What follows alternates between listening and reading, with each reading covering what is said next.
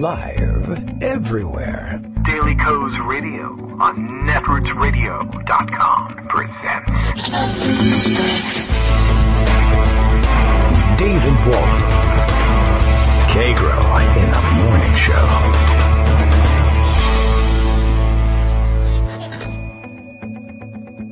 Now, here's David Waldman. Hey, good morning, everybody. How you doing? It is Thursday, July 13th, 2017, I think, right? It's the date, isn't it? I hope so. That's what the computer tells me, and I believe anything the computer tells me. What's happening this morning? As it turns out, trying to catch up on some of the news. Trump is on his way to Paris, where I'm sure they love the hell out of the guy. Should be another fantastic trip abroad for the president. 2 disasters so far. I don't know what prompted this new one. But it has been pointed out this morning, of course, that he is headed there for Bastille Day, which is tomorrow. And I did see reported yesterday that I guess he was considering not taking this trip, and then he heard that there was a military parade involved. I don't know really why that would have motivated. I know he loves the military parade idea, wanted to have one for his own inauguration. Why he would want to watch a French one, I'm not entirely sure, but that was the rumor anyway. Ned Resnikoff pointing out this morning that Trump's Paris trip coincides with the day celebrating the overthrow of a gaudy, gilded, despotic rule by a family of pampered incompetents. So that ought to be an interesting anniversary to mark. By the way, we would change the construction of that one. They were gaudy, gilded despots who were also pampered incompetents. It makes it sound like a bunch of pampered incompetents overthrew a group of gaudy, gilded, despotic rulers, but hey, that's Twitter for you. I can excuse that. Anyway, you all get the idea. Let's see what else is going on today. Greg Dworkin will be in early this morning to round up the headlines from his perspective. We'll see what's out there. Progress of sorts being made, kicked forward on the Republican healthcare repeal bill. I guess latest word is that for whatever reason they'll be putting forward a version of the bill on the floor that includes the Ted Cruz provisions. I'm not certain yet whether that means that they think it will pass muster with the parliamentarian, or they think it won't, and that's why they're including it, and they're looking to tank the whole thing, or just embarrass Ted Cruz on the floor. I don't know what the play is. I don't know where Ted Cruz stands in the estimation of Mitch McConnell and vice versa. We'll have to find out. We'll have to wait and see, I guess. No word, and we won't likely get any word from the parliamentarian until the action is taking place on the floor. That's just not the way they tend to work. Okay, let's see. What else is new today? I have a hard time separating what we had read on the air yesterday versus what happened in between shows between then and now. So I guess you'll forgive me if we tread over some of the same ground, but in all likelihood, everyone is reading this stuff as quickly as it comes out anyway. So it's entirely possible that you may have read ahead, and that's a good thing. You should be curious about these things. Greg Dworkin, already ringing in. Good morning, Greg. How you doing? Hey, good morning. There's just so much going on. I thought maybe I'd help you sort out what happened. Yeah, there's no point in my trying to do it. Well, I don't remember either, but, let's just pretend we're starting fresh. Trump is on the cover of Time magazine. Trump Jr. Yes, right. There's 2 of them, Donald Trump. Yeah, there's the Trump Jr. Picture with, it says, caught red-handed or just red-handed or something like that. Yeah, red, haha. And then, yeah. So do you want to do Russia or do you want to do healthcare first? They're both important. Let's do the healthcare. Let's do healthcare. All right. I put that in a separate folder, but I do have a bunch of articles that I did send for you, and they're actually on the list. They're kind of semi-organized. Well, that's nice. That is to say, I got a healthcare bunch, and then I got a Russia bunch. Excellent. In the list. I see. So let me start with a generic from Rick Wilson from a couple days ago in Daily Beast called Mitch McConnell's Summer of Discontent. Summer of Discontent. Okay. Yeah. Rick starts out by pointing out the Senate healthcare bill is about as popular with the American public as child predators, herpes, and Nickelback. Poor Nickelback. Yeah, poor Nickelback. But you know what? Everybody hates Nickelback, so I don't know how that happened. Senate Majority Leader Mitch McConnell's earnest signaling this week that he's having trouble landing the GOP holdout for repeal of Obamacare should send up real alarm signals inside the party. It isn't simply that McConnell, the most gifted legislative player since LBJ, hasn't been able to wrangle the votes. It's that he knows how deeply unpopular this repeal has become with the American people. Okay. I don't know why he goes in for that, but okay. He's a Republican, or he was. Another thing lost in the noise and static of the Obamacare fight in the G20 summit affected Republican senators more than they're discussing publicly. In order to pressure Republican Senator Dean Heller for daring to put his political survival above Trump's desire to put a win on Obamacare, any kind of win, on the scoreboard, Trump's pet super PAC promised $1 million plus negative ad campaign against the Nevada senator. This is an unforgivable political transgression. Oh. Despite being a man who's rarely shown an iota of loyalty to anyone, wives, business partners, vendors, contractors, and campaign staff, Trump has still received practically unquestioning obedience from members of the House and Senate. No matter his apostasies to conservatism, no matter the political damage following his lead would almost inevitably occur, the Lemming Caucus still has more members than either common sense or political survival instincts would indicate. The line that was crossed with Heller wasn't just the usual partisan scrapping. It's a sign to even the slowest senators, I guess he's talking about Inhofe, that Trump not only can, but almost inevitably will betray them. Like when we were talking about this yesterday, like when the House passed the lousy healthcare bill and Trump said it was mean after they did it. Yes. Throwing them all under the bus. Right. Trump hurt McConnell's ability to move his caucus forward on repeal. His manic tweeting since then hasn't helped. Trump's disinterest in the actual legislative process is clear. He lacks the intellectual and policy chops to deal with anything more complex than 140-character Tourettic bursts. He's talking about the Tourette syndrome there. Mitch McConnell and Paul Ryan actually know their business. When it comes to running the Senate and House, if only they had a competent partner at the other end of Pennsylvania Avenue. Now, you and I both agree McConnell's overrated as a strategic genius. He doesn't know tactics. And Paul Ryan is way overrated as a policy wonk because he doesn't know crap. He's not even sure how insurance works. But, Rick has to throw those bones to his party because otherwise nobody will read them. I guess, but... Now, Jonathan Chait, Republicans still can't design a workable health care plan. This one comes from a New York magazine. Even if the exchanges were collapsing into a death spiral, which, by the way, they're not, it would not justify the plans to slash Medicaid, a program that does not require actuarial balance and is not even theoretically susceptible to a death spiral. And in any case, a mounting body of evidence has found that the exchanges are stable. Financial and analysts have said this. Insurance actuaries have said this.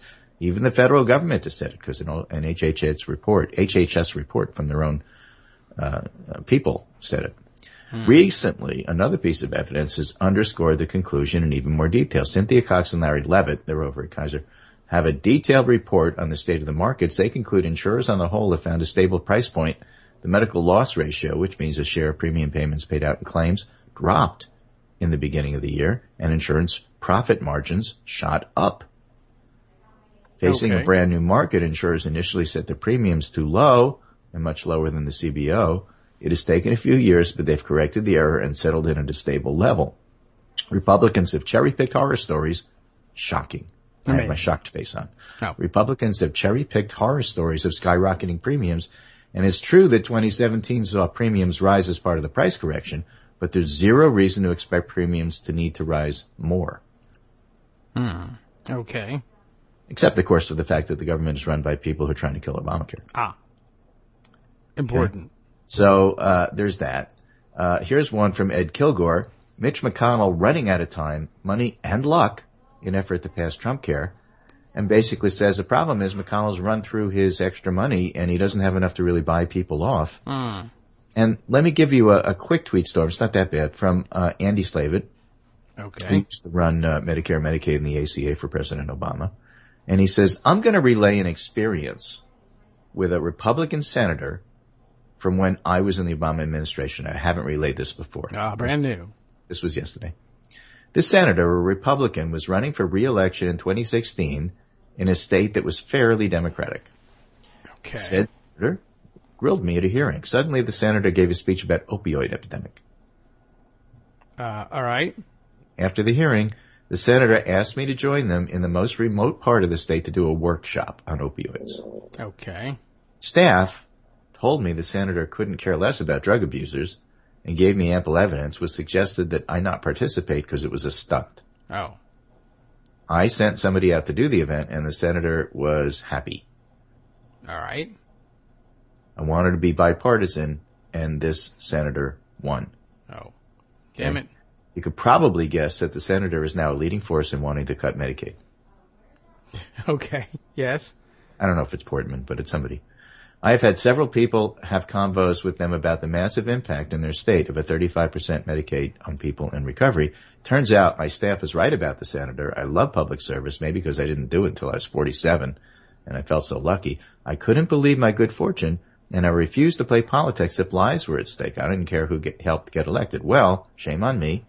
Guess I should have done what I could to get a good person elected, because this senator is willing to take treatment from people, but at least I didn't meet with the Russian government. All right, sure. One last shot at the end. Right, but he's right about that. Yeah. Well, they're jerks. Greg Sargent, this dirty little secret is the real reason why repeal is so hard for Republicans, and I actually block quoted some of that in our list so you could find it easy. Let's see. The Affordable Care Act has widely been held aloft as one of the leading drivers of the deepening polarization of American political life. It's been bitterly fought over for years and has loomed as a great embodiment of all that ideologically divides the two-party. But in a strange twist, the GOP debate over repeal has actually revealed there's a surprising amount of hidden consensus in healthcare. We know that because they're having trouble getting rid of it. Yes. Right? I mean, the fact is, we're right, they're wrong, and they just can't admit it because that would mean we win and they lose and they hate that. That's really what it comes down to. Okay. If it weren't for that, they wouldn't be trying to get rid of it. That may be true. In a nutshell, I mean, it's true. I mean, there's no reason to try to get rid of it and repeal it other than they said they would and they hate losing. Right. I mean, they give reasons, they're just not true. No, they're not even close to true, and they don't even believe in themselves, as we talked about when we did the anti-slavery thing. In a nutshell, what the debate has really shown is a passage and implementation of the ACA, that would be also known as Obamacare, yes, has given rise to a latent majority in Congress, or at least one in the Senate. And that's fair, because it's really more the Senate than the House. House people are crazy. That has more or less made peace with the ACA spending and regulatory architecture and its fundamental ideological goals. Either for political or principled reasons or for some combination of the two, the debate has forced this basic reality out into the open, and this, I think, is one key reason it's proving so hard for the GOP to repeal it. And then he goes on to talk about how Dave Weigel had this town hall meeting with Jerry Moran, and he's having trouble supporting the bill, and at the town hall meeting, he said he didn't describe the task facing Republicans as repeal. It was repair, replace whatever language people are using. Now, whatever Pressed by activists and voters, Moran said he didn't want to cut back Medicaid. I have concern about people with disabilities, the frail, the elderly. I also know that if we want health care in rural places and across Kansas, Medicare and Medicaid need to compensate for the services they provide. Yes. So when he goes and he talks to his constituents, however he winds up voting on this, and we'll have to see. Yes. He's totally honest about what's going on here. If I'm going to represent Kansas, I'm for Medicaid. Now I'm going to go back to Washington, and they're going to tell me to vote against Medicaid, and this makes me uncomfortable. What he does is another story altogether. But votes against Medicare and Medicaid. The idea of moderates always fold, not even that Moran is a moderate, he's not. But the idea that moderates always fold has this as the underlying core as to why that's wrong for this. This bill is going to go down. It's going to fail. The moderates aren't going to fold. And all the people who just claim they always do are wrong. Well, I hope so. I mean, how else to put it? It's sometimes hard to believe. It'll come back in some other form. But we're talking about this bill this time right now. Well, good. Let's get to it then. From hospitals, doctors, and patients, a last gasp of opposition to the Senate health care bill. This is in the Washington Post today, in the Power Post. Power Post? Yeah. I don't even get that. Yeah, it's not even in the 202. It's in the Power Post. Damn. But I liked it because something I was involved with, at least peripherally, in helping to spread the word.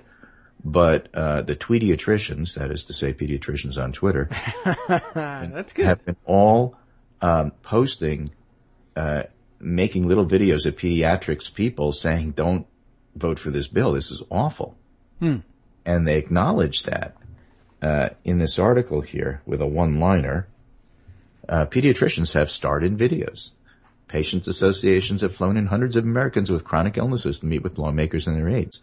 These events, in turn, have generated tremendous public pressure on the senators who will decide over the next week whether their health care bill will succeed or fail.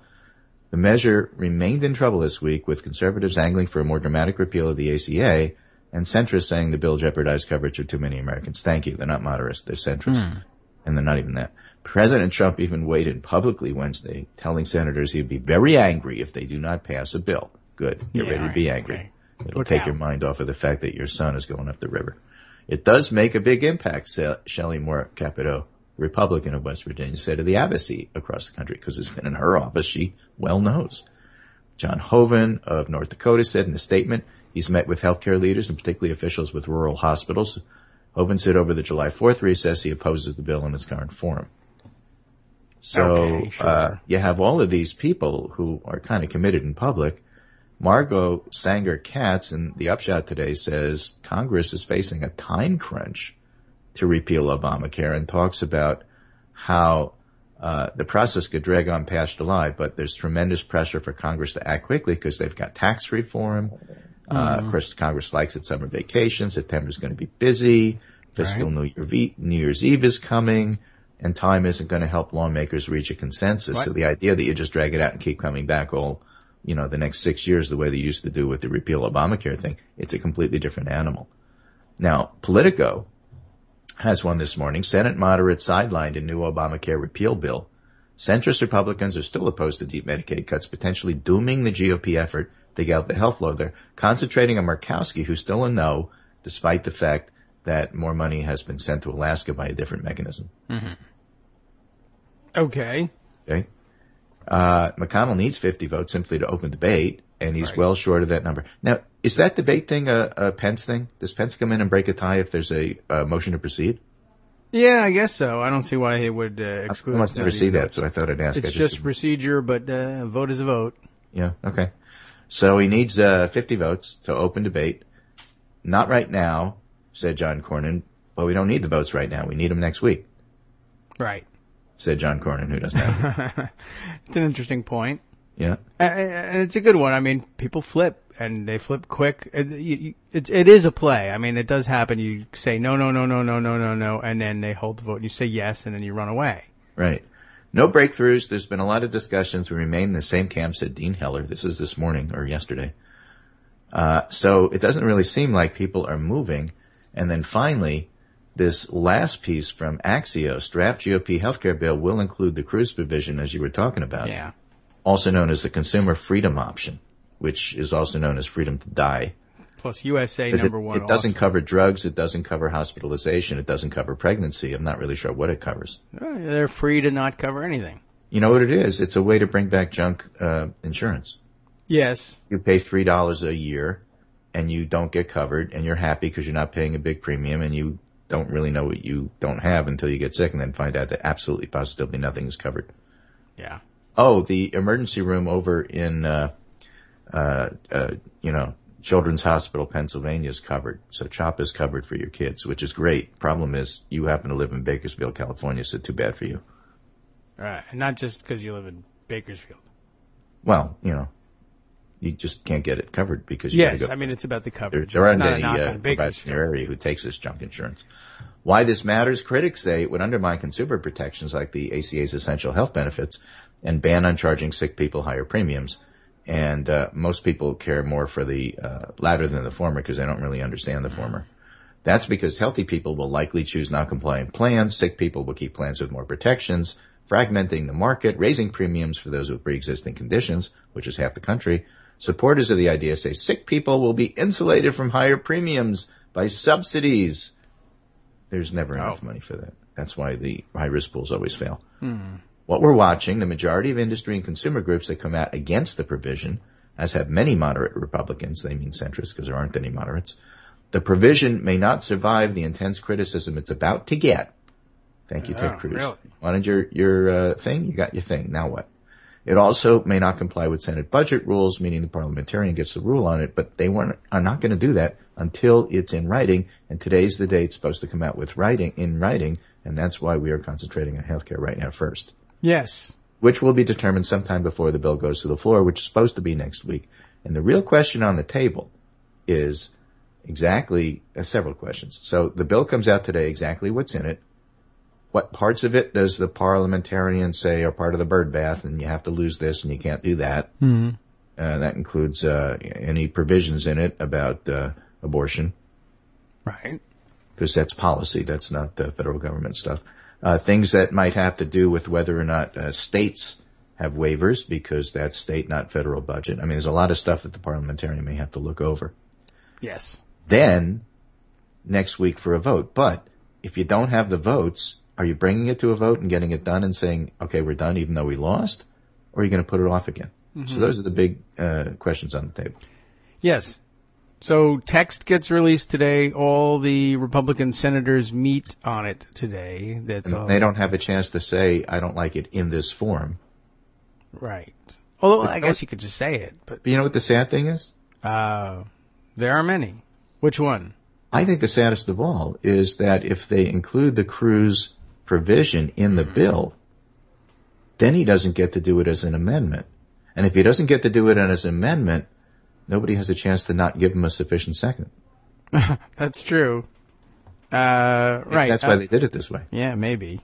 I suppose that's a possibility. Or, I'm wondering, as you were recounting the old line about, well, nobody has a chance to say I oppose the bill as written. Now they do. I oppose the bill as written with Cruz in it, and then we'll take it out or make a point of order against it if the parliamentarian rules it as ineligible under reconciliation, and then everyone will vote to get rid of it. He may make a motion to waive the point of order, which would require 60 votes in most cases. I think in this one it certainly would, and lose it.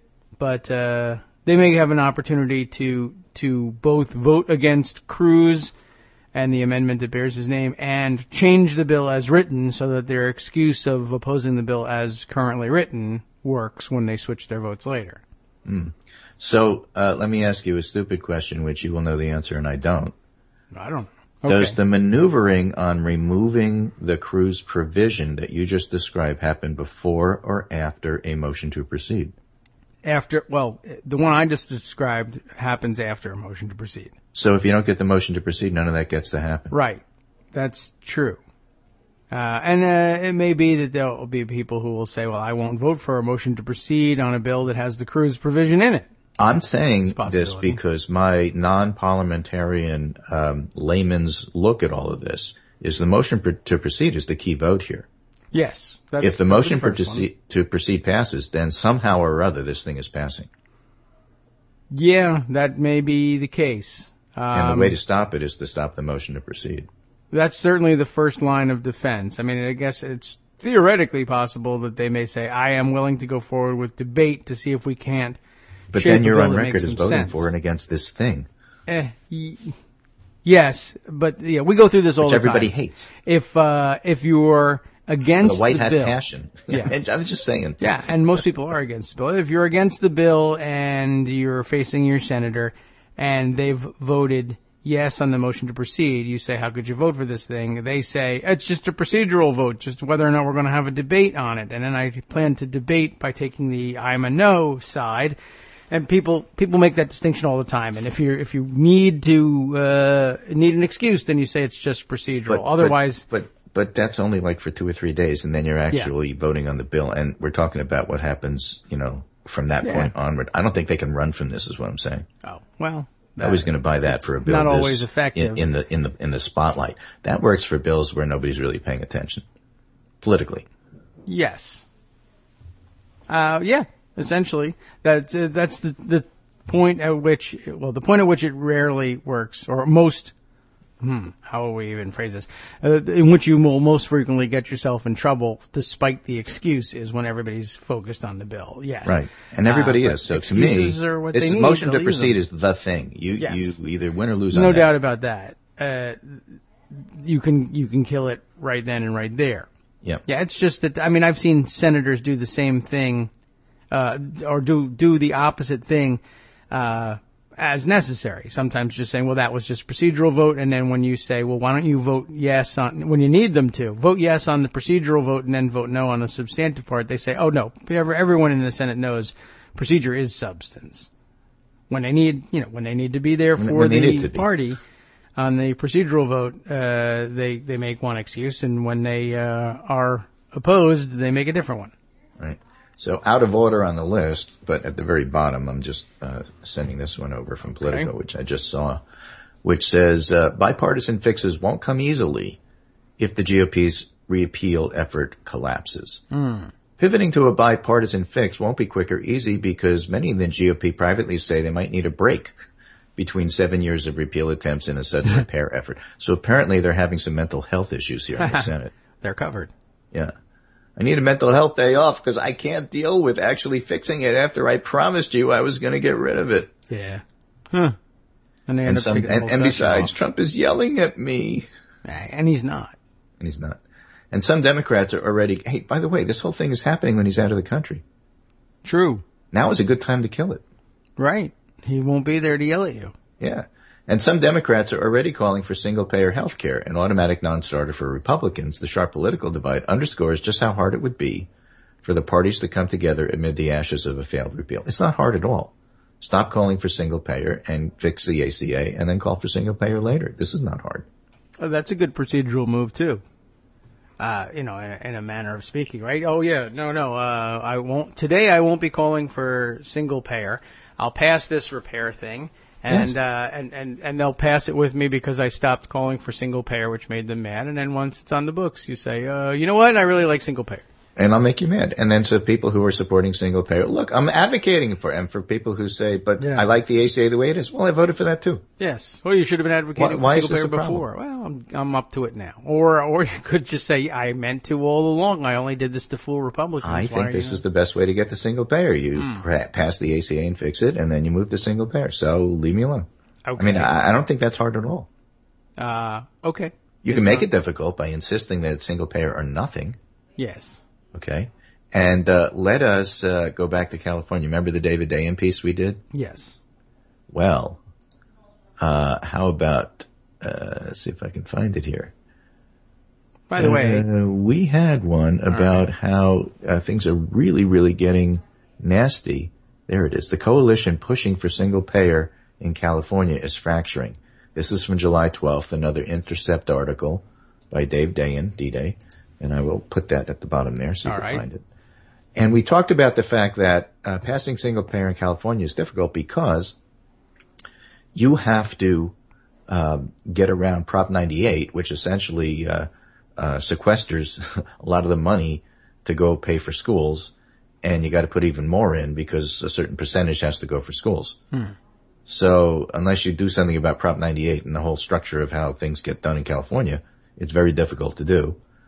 And that's what his last piece was. This one is the coalition pushing for single payer in California is fracturing. According to interviews with more than half a dozen leading activists within the coalition, a collection of scores of progressive groups, big and small, some key members have grown frustrated by the California Nurses Association's lack of consultation about its aggressive tactics and strategy, and its refusal to disclose amendments that could improve the legislation. Its refusal to... Okay. Amendments that are repeatedly referenced in the press but remain hidden in both public and other coalition members. In other words, what are you going to do about Prop 98? Yeah. One labor group, the National Union of Healthcare Workers, is in active discussions with its executive board to withdraw from Health to California Steering Committee. At least two additional steering committee members, the California Federation of Teachers and Unite Here, may also be on the outs, according to sources familiar with the planning. And others are stepping outside the coalition to engage with one another and devise how to move forward separately.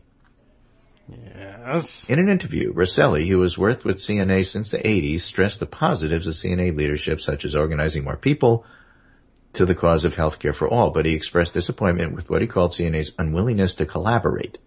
They established a steering committee. The price was $25,000. It was framed to me and the executive board that we would meet to make strategic decisions, but it's not real. We appreciate the criticism, said CNA, but we're not changing tactics until the legislature adjourns. Here's where it gets interesting. Elizabeth Scholes is a senior official with California Church Impact, the 1.5 million member policy arm of the California Councils of Churches, which is currently part of the coalition and has been advocating for single payer for decades. Yes. CNA could do the work needed to craft a decent bill with a good proposal for funding, but have chosen the path of faux outrage and destruction instead. We were betrayed, and people desperate for health care were abandoned, said Scholes, who was known around the Capitol as the church lady. Cute. The single-payer movement is merely being used as a weapon in intra-party politics, calling the CNA strategy a political hit against Dems whom the CNA wishes to replace with Bernie Sanders supporters. It's getting very nasty in California. You remember the whole fight about who was going to run the Democratic Party in California. It's an unusual fight because all the participants support single-payer, not just rhetorically, but through the commitment of financial resources and with decades of effort given over to the cause. And though labor groups in particular are relatively close to the state party, some of the coalition members doing the complaining were part of the effort to successfully toss a corporate Democrat out of office last year in a primary fight. Moreover, all involved want to continue to work together. But activists interviewed by The Intercept worry that given the enormous sums of cash the health industry will eventually bring to bear, if the movement comes within striking distance, any grassroots movement can ill afford to alienate coalition partners, and no single group can do it alone. CNA declined to comment. And then they go on about some of the specific problems they're having with getting everybody on the same page. Then he ends with, frustrated coalition members maintain CNA has earned a place at a major part of the single-payer movement. They just want to see a more equal partnership. We need the CNA, but they can't drive the bus. It has to be a collective thing. So you have people who are trying to focus on getting single-payer, and you have other people focusing on punishing Democrats in California who don't vote for it, even though the bill itself is flawed. And at the moment has been tabled and isn't going anywhere. Yeah. So you can make it difficult to the point of the person who's saying bipartisan fixes won't come easy. My point is you have to let go of single payer for the moment to fix the ACA first. You just have to. You don't have to like it. It's not smart. It's not a winning tactic to say I'm holding out for single payer. I'm not doing anything else. Let everything else collapse and burn around me. I don't care. That's problematic to say the very least. Never works that way. Yeah, it's a tough thing, and it's also. I mean, I keep coming back. I'm mentally being brought back to the story of Bernie Sanders critiquing his own role in critiquing the Clinton administration health care reform proposal.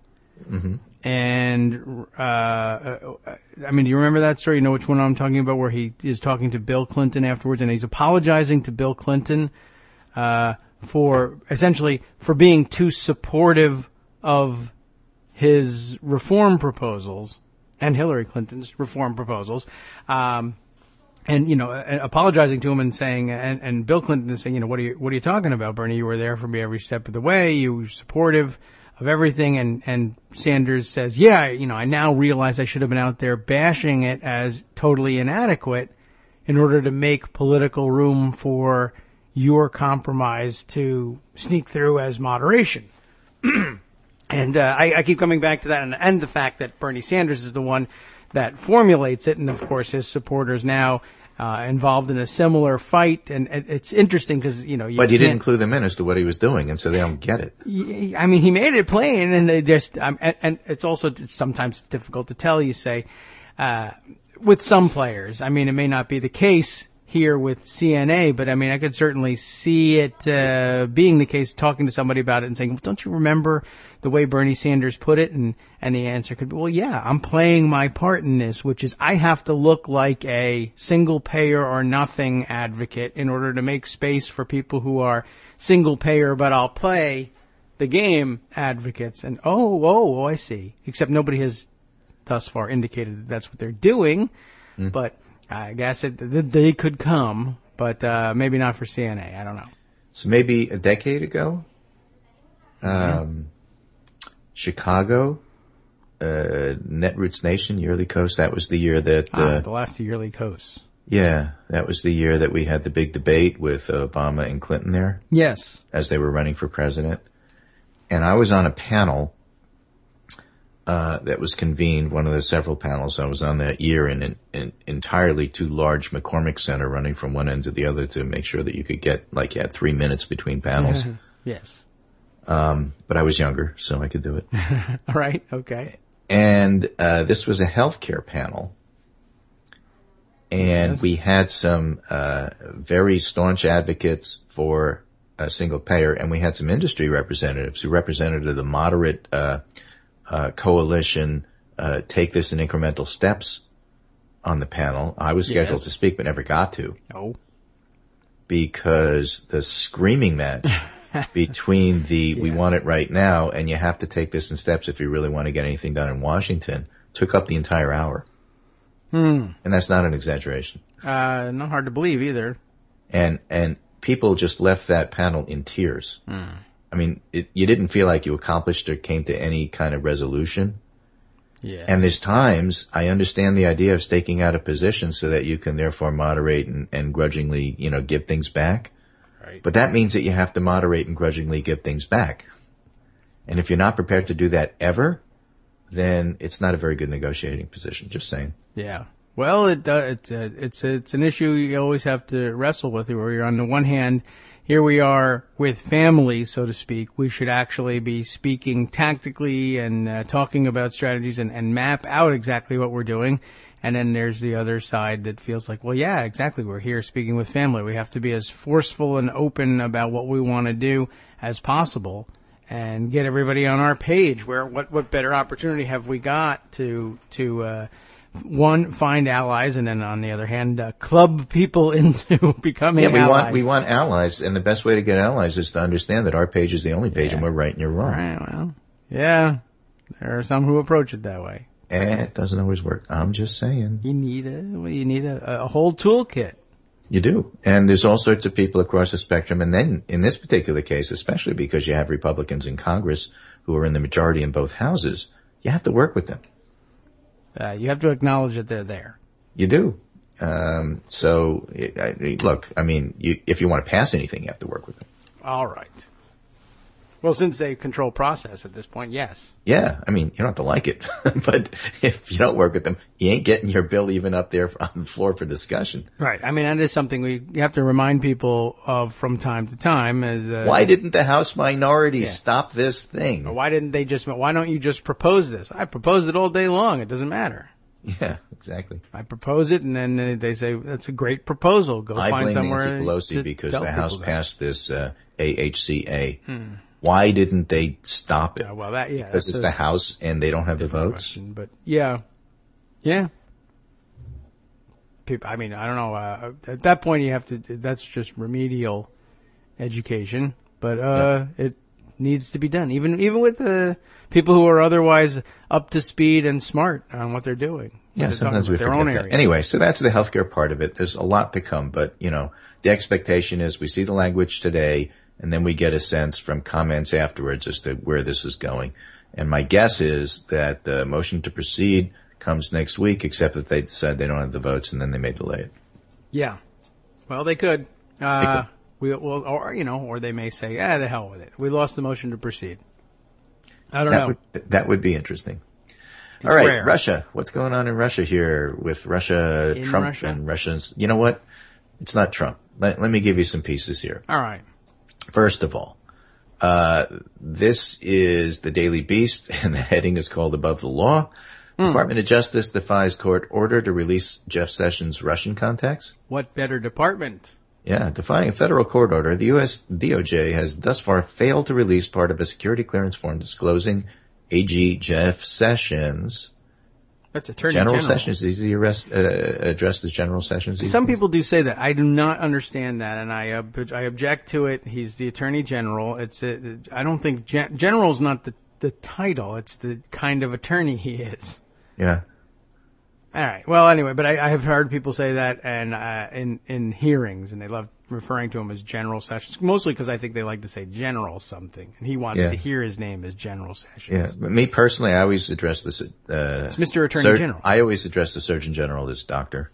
Well, that's helpful. That's usually the case. Yeah, but I never said general. Attorney, I've seen that, and that one is even more confusing for people because they're very often in the uniformed services while serving. Right. Well, they've got the public health service thingy there. Yeah. Yeah. So I guess they're always in uniform because of the nature of the position. Even if you start as a civilian, I think you assume that rank, but not general, but. It's always interesting. I mean, when you go to CDC, you have the people who are part of the uniformed health service, public health service. And then you have civilians who are working at CDC side by side. And so when you're talking to somebody, there's the guy in uniform and there's the guy not in uniform, but, equal rank, sometimes, one over the other, and it's incredibly confusing. But the Attorney General, if you're looking for what to call him in a hearing, it's not General Sessions, it's Mr. Attorney General. Yeah, there you go. Anyway, the deadline, which passed Wednesday, was ordered in response to an ethics watchdog organization's Freedom of Information Act. The documents would be released, said the Justice Department. They just haven't been. They would be if they would be released by the deadline, except for the fact that they haven't been released by the deadline. Deadlines do get ignored a lot, and depending on who you are, courts are more or less lenient with it. This one they'll let slide because the questions wrapped up in who makes the Department of Justice comply with it, who makes the executive branch comply with a judicial branch ruling is constitutionally thorny. But okay, so what it basically means is he can ignore that for a while. And I'm sure they will eventually release something. Well, we'll just make sure that it's in the public interest and the public sphere that they're doing that. Now, I think that the whole thrust, if you will, of what's been happening with the Russia probe in the last 24 hours, or at least the big story about Don Jr. and all that. The Don Jr. part of it is more or less played out. That is to say, what's happened has happened, and now it's just a question of everybody having their opinion about it. But I guess the way that it's moving now. To give you some examples, this is Vanity Fair. Can Jared Kushner outrun the Russia nightmare? Trump's son-in-law is facing a fresh wave of scrutiny over the Trump campaign's data operation. So fresh. Remember that story we talked about yesterday about the Democratic Florida stuff coming out? That was from December 2016 in the New York Times. Well, now there's this McClatchy story. Trump-Russia investigators probe Jared Kushner-run digital operation. Yes. Investigators at the House and Senate Intelligence Committee and the Justice Department are examining whether the Trump campaign's digital operation, overseen by Jared Kushner, helped guide Russia's sophisticated voter targeting and fake news attacks on Hillary Clinton in 2016. It did. Well, if you're looking at collusion, that's like a big piece of it. Yes. And Congressional and Justice Department investigators are focusing on whether Trump's campaign pointed Russian cyber operatives to certain voting jurisdictions in key states, areas where Trump's digital team and Republican operatives were spotting unexpected weaknesses in voter support for Clinton, according to several people familiar with the parallel inquiries. Also under scrutiny is the question of whether Trump associates or campaign aides had any role in assisting the Russians in publicly releasing thousands of emails hacked from the accounts of top Democrats at turning points in the presidential race, mainly through WikiLeaks. Yeah. So, sure, there's the WikiLeaks thing that we all know about on the one hand, but there's this under the radar. How did the Russians get so smart that they knew exactly how to use Facebook to get messages out to particular people in Michigan? Yes. And the answer? And the answer is they probably had to have Americans helping them. Or British people. Or somebody here who would know. Cambridge Analytica. But yes, Brad Parscale, Cambridge Analytica, and a few other players. Yeah, that's the suspicion. And, between that and the story that you read yesterday about the examples of it being used in the primaries in Florida and the nearly simultaneous with the Don Jr. meeting with the Russians, the recording of the Republican leadership basically outlining how much they know about the international program of Russian interference in democratic elections abroad, and then saying, now that we're all on the same page and recognize what a horrible danger this is, let us all swear ourselves to secrecy about it while we enjoy the fruits of it in Florida and elsewhere. The collusion goes well beyond just the people who were stupid and sat down with Russians. So this Vanity Fair piece, in a White House defined by inexplicable ties to Russia, Jared Kushner has always had an explanation at the ready. His encounters with Russian Ambassador Sergei Kislyak, which he failed to disclose in a security clearance forms, were apparently not particularly memorable. He didn't think there was any need. Yes. Ditto his sit-down with Sergei Gorkov, head of a Russian bank that is currently the subject of U.S. sanctions. Business as usual. Right. But as Donald Trump's legal troubles deepen and the Russia investigation spirals closer to home, West Wing staffers are beginning to worry about Kushner. On Tuesday, the New York Times revealed that Trump Jr. had held a meeting last summer with a Kremlin-connected Russian lawyer, ostensibly in hopes of obtaining what was promised to be official documents and information that would incriminate Hillary Clinton. And I guess the story from last night is, if you read the emails carefully, it makes it sound like Don Jr. had discussed some of this by phone before coming to the meeting. One can glean that impression, without having specifically said so.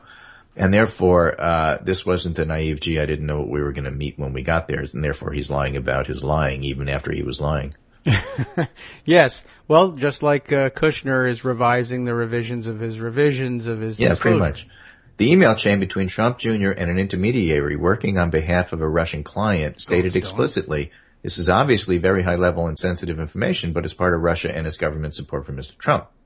Yes. And then Kushner and Manafort are part of that.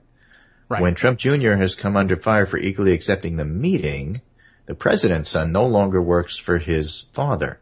Kushner, on the other hand, is now in the White House. As Axios' Mike Allen noted, no one has spent more time with Trump throughout the past year and has seen or knows more. In a statement, it's because he's really the president. In a statement, Kushner's attorney reiterated that he had more than 100 calls and meetings with representatives of multiple countries, and he submitted additional federal disclosure updates, including one documenting this meeting with a Russian person who he briefly attended at the request of his brother-in-law, Donald Trump Jr. Yes. Now, I understand he claims to have forgotten and now has updated over 100 meetings with foreign nationals. I don't know what countries they're all from, but I was trying to sort of think about, and we'll do this later perhaps on Twitter, just to visualize what does it look like when you forget over 100 meetings and revise. Just think about saying, I'm just so busy. I have so many forgot. things to do. I can't remember. Literally saying that 100 times. I mean, just my speaking it on the radio should drive the point home, but I don't have time to say it 100 times. Exactly. So then they mention the McClatchy article, and then they say the question that both congressional and DOJ investigators hope to answer is how the Russian government managed so effectively to identify and target unexpectedly influential voter populations in key states down to the precinct level. According to McClatchy, one source said the investigators wonder whether Russia would have known where to specifically target without assistance from another party. There appears to have been significant cooperation. They say cooperation because that's the legal word, right? Collusion isn't a legal term. Collusion is a political term. Cooperation between Russia's... I learned this from reading these articles about whether or not Donald Trump Jr. did or did not break the law. I see. So cooperation is a key word here. Between Russia's online... I'm not a lawyer. I don't play one on the internet, but I do know how to read.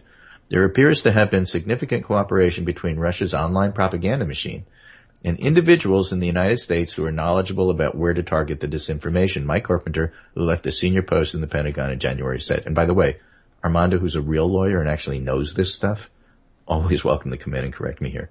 With an army of bots wielding pro-Trump messaging and fake news stories about Clinton, the Russian government targeted a number of key precincts in states that Clinton narrowly lost last year. It appears that, for example, women and African Americans were targeted in places like Wisconsin, Michigan, where the Democrats are too brain dead to realize these states were even in play. Mark Warner, the vice chairman of the Senate Intelligence Committee, said, I helpfully, during an interview with Pod Save America, which I think is the, I don't know whose podcast it is, I forget, but it's a very popular that's John one. Favreau, I want to say. And I think that's about right. Some ex-Obama people. Right. On that one. I get the fact that Russia Intel Service could figure out how to manipulate and use the bots, whether they could know how to target states and levels of voters that the Democrats weren't even aware of, really raises some questions. This is where Kushner appears to have come under scrutiny. In Forbes, just weeks after the election, how Jared Kushner won Trump the White House, the president's son-in-law boasted about how the campaign worked with data company Cambridge Analytica to micro-target voting populations. Now, investigate, and don't forget, that's a Mercer organization, Cambridge Analytica. Mm-hmm. And now, investigators are reportedly trying to determine whether the Trump campaign under Kushner's guidance might have aided the Russian government by helping identify areas that had unexpectedly weak support for Clinton. Adam Schiff, the ranking Democrat on the House Intelligence Committee, told McClatchy he wants to know if the Kremlin's influence campaign was coordinated in any way in terms of targeting or in terms of timing or in terms of any other measure with the Trump campaign if there was any exchange of information, financial support funneled to organizations that were doing this kind of work. To be clear, no evidence suggests Kushner or anybody else associated with Trump's data operation aided Russia's propaganda efforts during the 2016 campaign, which is not to say that Trump's data operation might not have received aid. So we don't know yet, but these are the questions being asked, in other words. Right. I wondered whether they maybe just have some kind of Russian 538 guy who just makes it his hobby to be able to do this sort of thing. It could be. Right, we haven't considered Wouldn't that be scary, a Russian David Neer? I don't know, scary or, well, yeah, I mean, I don't know that, I'm convinced that there's no possible way they could have come up with this themselves, but there's a better explanation, which is we have at the ready close allies. Yeah. People here knew and they told you. Yeah. So this is Nick Kristof, just to give you a flavor of what's floating out there on the opinion pages of the New York Times today. All roads now lead to Kushner, which kind of sums it up. Yeah. It's like a Borowitz article. You don't have to read the article, just read the headline. Yep. So then, what we have here, Donald Trump's emails are far more damning than anybody could have imagined by Randall Eliason, who teaches white-collar criminal law at George Washington University Law School. They should not teach people, about it's not a how-to, right? How to avoid it? Oh, okay. I got you. See, I think they should stop having crime classes, but okay. Right. Anyway, any responsible campaign lawyer or campaign manager, when faced with this type of offer of assistance from the Russian government, says this guy, would run screaming in the other direction. Hopefully he or she would also report it to the FBI. Team Trump embraced it. In the thick of the campaign, 3 of Trump's most senior and trusted advisors took the time to meet with the Russian government attorney. On Monday, I referred to prosecutors building a wall of evidence brick by brick to establish proof beyond a reasonable doubt about a possible conspiracy. With these emails, Donald Trump Jr. just delivered a wheelbarrow full of bricks to the special counsel's office. Dope. So again, there's a lot of different ways that one can look at this. Campaign finance law seems to be the one that is the most productive at this particular point in time. It isn't treason. Leave that one alone. But whether or not you can have coordination and cooperation. And I saw another lawyer on cable yesterday saying that there's a difference between treason, which you really don't have grounds for because we're not at war, and treachery, which is a different thing altogether. Is that really a term, though? I don't know. I've never seen that as a legal charge, but who knows? But, the bottom line is for us non-lawyers, you step back and say, this is wrong. Yeah. Well, yeah. If you can get people to that point, sure. Whatever it is wrong. You guys figure out what the crime was. I don't care if you get Capone for murder or whether you get him for tax evasion. But the fact is, it's what he's doing is wrong. Yeah. It's damaging and you really got to figure out a way to stop it. Anyway, so that's that. But the whole point of all of this really is that I have this political magazine, What is Collusion? Is it even a crime? And they talk about the details here. Again, that's for the lawyers to talk about. But the point I'm trying to make is that you can't brush this under the table. It's a growing firestorm every day. And it absolutely, positively involves Kushner. He's at the center of it. Don Jr. is the appetizer and Manafort is dessert. But Kushner is the main meal. All right. I'm willing to sit down to that and carve him up. Okay, here's one from Shane Harris from July 12th from the Wall Street Journal. Russian officials overheard discussing Trump associates before the campaign began. It isn't clear whether Mr. Trump's associates had any connection to his presidential aspirations, but investigators are re-examining conversations detected by U.S. intelligence agencies in the spring of 2015. So they are looking everywhere on this. Yeah, I wonder what made them put it aside the first time. I wonder if it's just plain. That can't really be what they're saying because no one would ever, you know what I mean? Yeah, exactly. Anyway, so that's basically my Russia and healthcare summary for today. Can I leave you with something completely different? Yes. Totally? All right. Yes, please. Okay, this is a wonderful article by Tressie McMillan Cottom, C-O-T-T-O-M. And I'm going to leave it at the very, very bottom of the list as I scoot off and actually try to go to work. But it's about slightly. It isn't really, it was written in November of 2013, but she reposted it online and said a lot of people are talking about this David Brooks conversation about him bringing a working class person to a upscale deli and having the person embarrassed because they didn't recognize all the different kinds of sandwich meat. Okay. Right? Yeah. And the point of all of that is that these social cues can matter. Yeah. But Brooks isn't the one to explain it. No. This person, Tressie McMillan Cottom, is. And she does a wonderful job of it. And the article is entitled, Why Do Poor People, quote, waste, end quote, money on luxury goods? And it is well worth a read. Okay. So I leave that with you and with your readers if you don't get to it. But at the moment, this is Greg Dworkin speaking with my friend David Wallman, Kagro in the morning. And there'll be another hour of the show. And then I will not be back on Monday next week because next week is when I'm on vacation going to Iceland. Oh, the big vacation. Okay. Big vacation. I was just thinking I need to run to Iceland instead. I'll be gone for 10 days. I'll be back on the 28th. I'll be right there. Okay, well that's so you're on your own. That's fine. We have some upcoming scheduling difficulties as it is, so well timed. And you'll explain what it is. But in the meantime, I'm out of here. Okay. And I've so much enjoyed this little segment. I'll miss you for the next week and a half. But we'll catch up at some point. I'll let you know when I'm back. Okay, very good. Thanks, Greg. If I'm ever allowed back in the country, I don't know. Oh, right. They may stop you at the border. Watch out for that. Yeah, we'll have to see that. Take care and enjoy the rest of the show, folks. Thank you. And I'll have to enjoy trying to do it, too. All right, thanks, Greg. And, have a great trip. What a fun thing. I just realized I should be running out to Iceland myself. We were planning a possible trip there, this time with the family. I went there on my own or with my brothers for his bachelor party, an extravagant, almost upscale Italian deli style bachelor party. But this time, we thought it might be fun to go with the family, and now we realize that they're restructuring the benefits program at my wife's company, and she's got a whole bunch of vacation that will go away after they restructure the benefits package, and we realized we should have made this trip this year because we have vacation time to burn for her. So, of course, bad planning on our part. What can you do? All right. Well, for those of you who might have been watching along on Twitter, I've been giving taking a stab at giving a visualization on Twitter of exactly what it would take or what it would look like for Jared Kushner to have forgotten over 100 contacts with foreign nationals. And it's rather an amazing thing. I mean, everyone, gets the sense just from saying the number of what we're talking about here. But we'll just live tweet this along as we go here.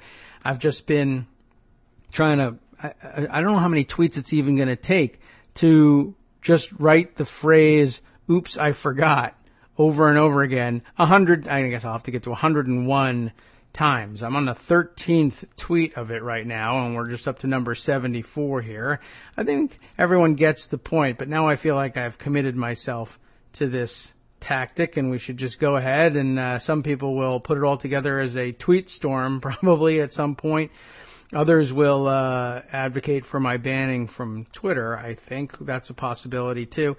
Here comes the 13th one. I'm up to number 79. But thinking about it, how implausible is it to forget over 100 contacts with foreign nationals? I mean, just this one contact seems implausible as it stands, especially if, as I've now seen mentioned on Twitter. I guess it was last night on the Rachel Maddow show, which, as usual, I missed. But it was said that Rachel Maddow was reporting that the second person in the meeting with what's her name again, Veselnitskaya, was in fact a translator. It's really interesting. Does she? And I guess yesterday I thought maybe she only just needed the comfort of a translator and not necessarily was it absolutely necessary because she was maintaining a Facebook page. But I'm not certain that her Facebook page is maintained in English. That's certainly a possibility. How you forget a meeting with a Russian national in the midst of all the Russia hysteria, by the way, but forget a meeting with a Russian national who is alleged to be connected with the government and who has to bring a translator. I mean, to have a meeting with a Russian national in Russian. I mean, he's not speaking Russian, I don't think. But I don't know. That seems pretty memorable. I doubt there were that many meetings that Kushner had during the course of the campaign that required a translator. But then again, if he's the guy who ran out, then perhaps, I don't know. Maybe he didn't see that I don't know. I'm making up excuses. Maybe he didn't see that she had been using a translator. All right. We're up to number 97 here. So, almost getting done. I think that was the 16th tweet. The 17th ought to wrap things up. 98. Oops, I forgot. 99. Oops, I forgot. 100. Oops, I forgot. 101. Oops, I forgot. And that will pretty much wrap it up. There we go. Let's see. That's tweet number 17 out of 17. Okay. So that's what it takes to run down a list of 100 or more than 100 meetings that you forgot. So, that gives you a fresh visualization of just how forgetful Jared Kushner is. But we got to have a businessman like him in the White House, because who else would have the time to forget 101 oops, I forgot meetings? Unfortunately, let's see, we have here a tweet from Chustas who says, looking forward to see where this series of tweets is going. It's not going anywhere. Disappointing, isn't it? Oh well. But that's what it looks like to forget 100 plus meetings with foreign nationals, just in case you needed any help with that one. Okay, let's see. Shall we continue on with the rest of the collection of information on Russia? Is there anything we didn't cover? Let's take a look in Pocket. If not, then we can move on and perhaps even discuss this very interesting different angle on the day's news that Greg left us with. I've got another thing, by the way, that I absolutely recommend everyone take a look at. And maybe we can go to that. Let's see. I've put aside a bunch of tweets here. I think a lot of people, they linked to the to certain articles, but I often link to people's tweets because I think their observations on the article are perhaps even more interesting than the entirety of the article itself. Let's see. One, of course, I had just visualized for you was the tweet of Mark Berman, who is a national reporter for the Washington Post, and pointing out from today's New York Times article that Kushner, who omitted foreign contacts on security clearance forms, updated that list 3 times, adding more than 100 names. So what Times article is that exactly? It comes from the headline, "With glare on Trump children, political gets personal for president." And isn't that something? I don't think we actually hit on this particular piece in our wrap up with Greg. But this has got a lot of interesting points in it. In private, President Trump sometimes addresses his adult children as baby, a term of endearment tinged with a New Yorker's wisecracking edge. And now that Mr. Trump's babies have been swept into the vortex of his storm-tossed presidency, he is taking it personally. The fierce criticism of a meeting between Mr. Trump's eldest son, Donald Trump Jr., and a Kremlin-linked lawyer in June of 2016 has left the president, by turns, angry, defensive, and protective, but ultimately relieved that for now the worst appears to be over. Says who? People who spoke to him said Wednesday. Yes. That brings us to a couple of interesting points. First of all, one I saw mentioned this morning was, Maggie Haberman, who's on the byline of this piece, Mark Landler and Maggie Haberman, and maybe she excerpted it from this piece, but she was trying to at least get the point across that the president and the family are not, as you might expect as a Democrat and an opponent of Donald Trump, in bunker mode and panicked over what happened over the last couple of days. They seem content in the belief that they have actually turned a corner in the last couple of days. Things have gotten better. They've explained themselves. The truth is out there, and America is coming to believe it. I think they might be in for a rude awakening, but we do have to be aware of our continuing bubble problem here, and be aware at least of the fact that it's possible that we might need to reach out and understand the rest of the country, who are, in fact, both enraged about fancy elitist sandwiches and convinced that the Trumps did, as a family, turn the corner on this scandal in the last couple of days. I don't know. It also brings us, of course, back to the point of, which I think is the more salient of the first two paragraphs, the way the president takes this criticism personally because they involve his family members is actually the reason why nepotism is a bad thing and in most cases outlawed entirely, because it becomes impossible for the president to distinguish, or anyone else, to distinguish between the personal and the political, and it leads you to make bad decisions. You need to be able to handle things as policy and politics, and when it becomes personal, you can't involve yourself because you can't decide rationally. And certainly this person, Donald Trump in particular, can't decide rationally. He can't decide rationally when it doesn't involve his family. But there's also nothing that doesn't involve him in his mind, because he's got a narcissistic personality disorder, and it's impossible for him to do otherwise.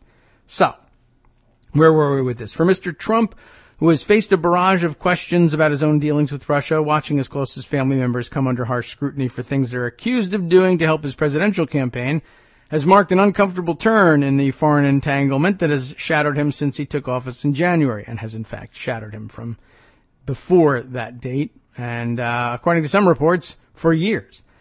The latest disclosures also focused renewed attention on Mr. Trump's son-in-law and senior advisor Jared Kushner, who attended Donald Trump Jr.'s meeting last June with the Russian Natalia Veselnitskaya, and they came on the heels of a much criticized decision by his daughter Ivanka to sit in her father's vacated chair at a summit meeting in Germany. By the way, did Ivanka go to Paris with him this weekend? I was just wondering about that. I'm wondering what this is an awful lot of foreign travel for him all of a sudden.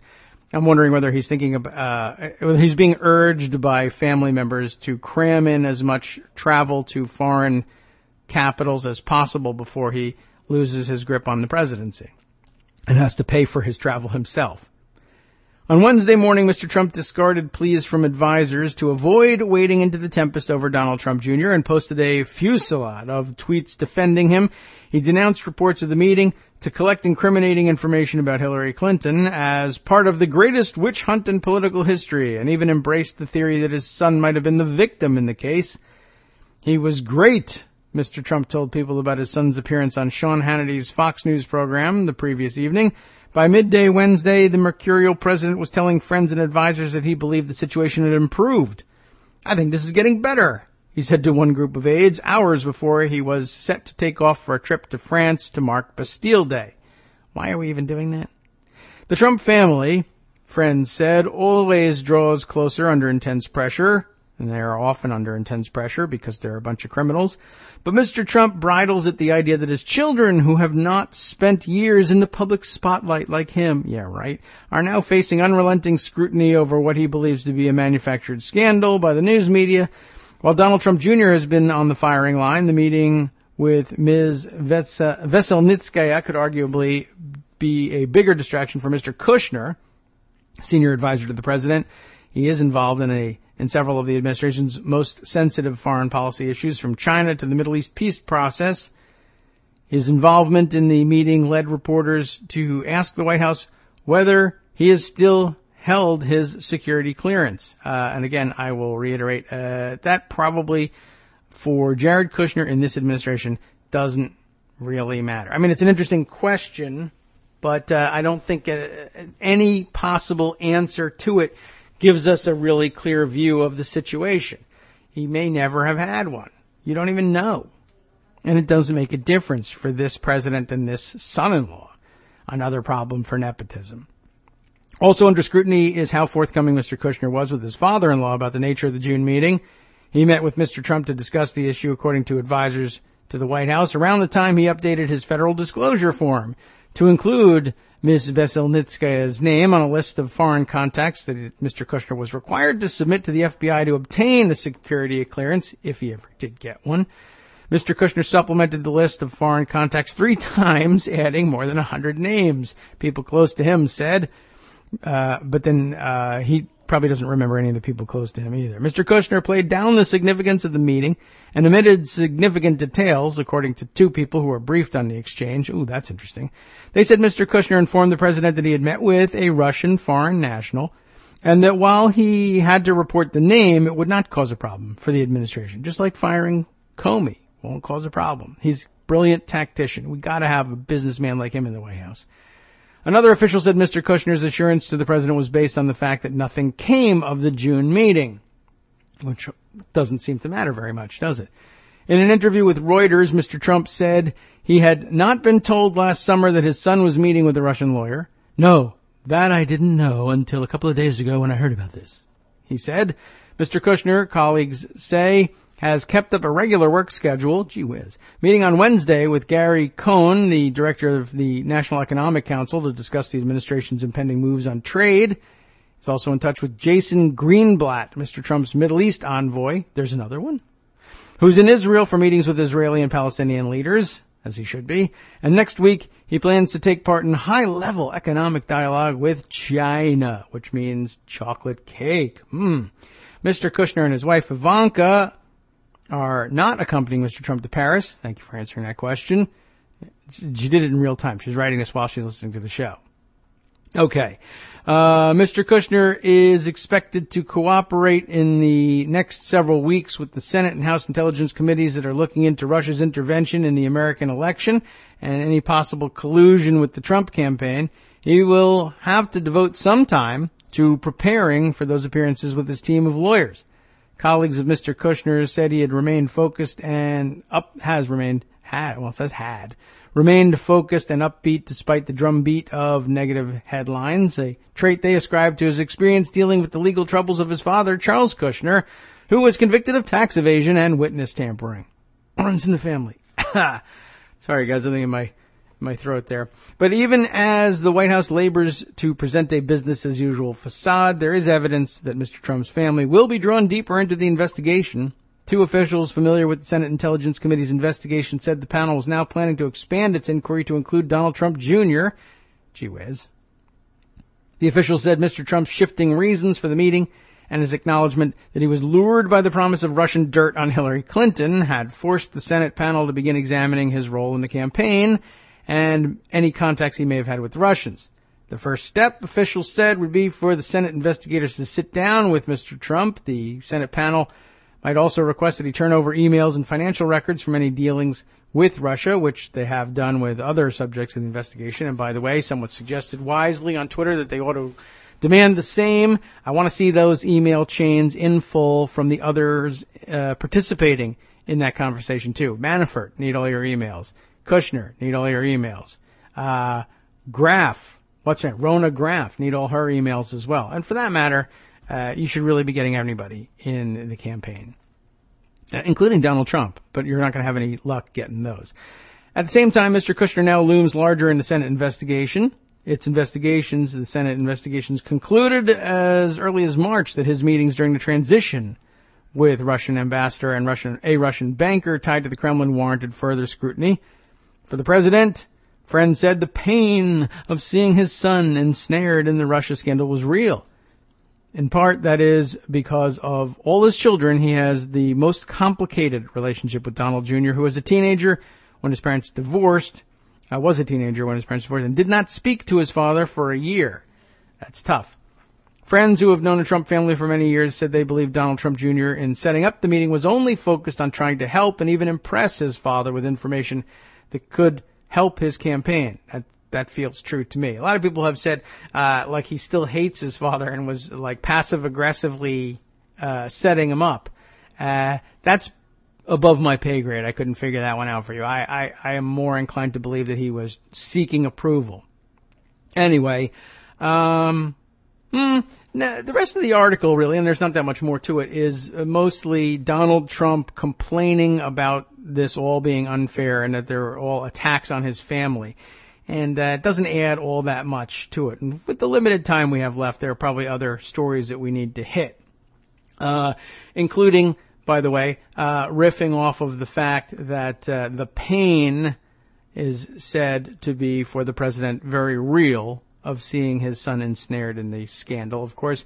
The other thing that you ought to know that is very real is I am predicting that now, at this point, within the month, the infamous Russian PP tape will be validated in its entirety. I don't know whether we're ever going to see the thing, but there's been an awful lot of development, not on that front, although everybody's looking to validate the thing, I must say. That's the one part of this. I guess at that point, it's all over. It still won't drive him from office, but it would be all over for validating. There would be no part of the Steele dossier left unvalidated. Why do I say this? There's, of course, a cadre of wild speculators out there who, including, people as little trusted these days as Louise Mensch, among others. Oh, yes, by the way, breaking news I'll retweet for you here. John Aravosis tweeting a GIF of Trump doing the shake and yank handshake thing on the First Lady of France. He's such a nice guy. Not only does he, I guess Macron, of course, was tipped off to it, right? So he does it to his wife. What a goddamn jackass. She ought to deck him, but I guess she can't get away with that. Anyway, just thought you might be interested. That's ridiculous. Anyway, where was I with this? Oh, yes, the PP tape. Yes, back to the reality. There's a couple of articles and a tweet storm. I don't know how to vet the people doing this, but I will read you at least some of I think the tweet storm was actually clearer than the article, which is a rarity. The writer here is Roger Solenberger. Does anybody know him? Anybody follow him? Anybody familiar with him? He's a writer, and it says an editor at Paste Magazine, which I think we've landed on a couple of times. It doesn't strike me immediately as an outlandish source. The topic obviously is a splashy one, I guess we could say. And let me put it this way. I'm not here to tell you that this validates it, but literally there really is quite a lot that the June 2016 meeting and the Steele dossier overlap on, and that really does need to be noted. I'll just read you some of this stuff, because some of it's out there and some of it's solid. And I guess what we can really say is the parts of it that are solid, and I'll agree with them. It's not necessarily the case that you should conclude, as he does, that the P-tape is real from that, but it's not as crazy a conclusion as it once was. And isn't that the point of these sorts of excursions, really? All right, so Roger begins this way. First, he says, I just posted one completely insane thing today, and I don't know what that is, so why not another? There's now evidence that the PP tape exists. Here's proof. Okay, let's take a quick look. I'm intrigued. Tell me more. Roger, believe it or not, I'm going to actually go down this road. So today, Dr. Dina Grayson, another Twitter denizen, spouse, as it happens, of Alan Grayson, she says right up front in her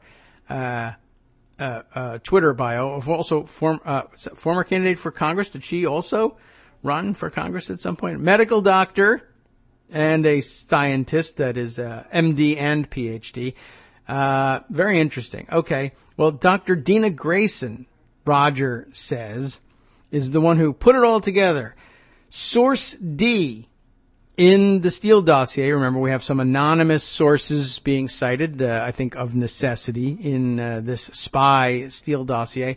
Must be, and they're identified as source A, source B, source D, et cetera, although sometimes there are names named, and it is a little bit weird how they choose to go with names sometimes, or source A, source B type labels, and other times. Okay, so here's what you got. Source D in the Steele dossier, it is concluded, must be either Emin or more likely Aras Agalarov.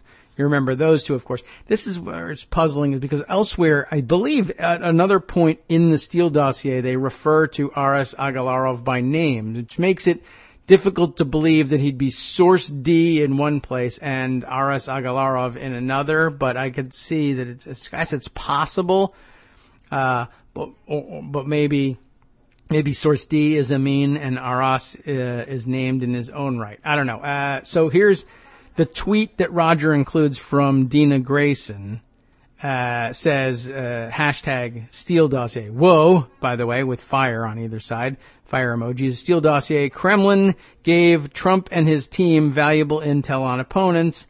We know about that story. And what she's got here, she's talking, of course, about the June 2016 meeting, but she includes a screen grab with highlighting and underlining, which, of course, only makes it look crazier, from the Steele dossier. The excerpt reads, it's numbered 2 here. I don't know from what section of the dossier it comes, but it reads this way. In terms of specifics, Source A confided that the Kremlin had been feeding Trump and his team valuable intelligence on his opponents, including Democratic presidential candidate Hillary Clinton, for several years. See more below. This was confirmed by Source D, a close associate of Trump who had organized and managed his recent trips to Moscow, and who reported also in June 2016, and hint, hint, I mean, what else happened in June of 2016? Of course, the meeting. This source reported that this Russian intelligence had been very helpful to the Trump campaign, is what's implied here.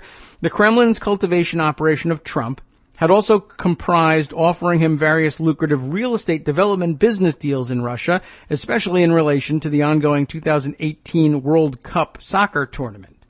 We haven't heard much about that one yet. However, so far, for reasons unknown, Trump has not taken up any of these. Now, keep in mind, and as I'm sure the tweet storm later points out, that the story we know about the Agalarovs is that, one, they arranged to have the Miss Universe contest in 2013 in Moscow. They're chiefly responsible for that. And two, that in having him there, they also pitched him on and signed a letter of intent on building a Trump Tower Moscow. Whether that never came to fruition, of course, and I don't know whether the Russian government ever intended to allow it to come to fruition. One explanation for it is that he sort of lost interest in it and withdrew from it when he became interested in running for president. But another is that it was never really going to go forward in the first place, and the Russian government was just interested in enticing him with the promise of it. I don't know.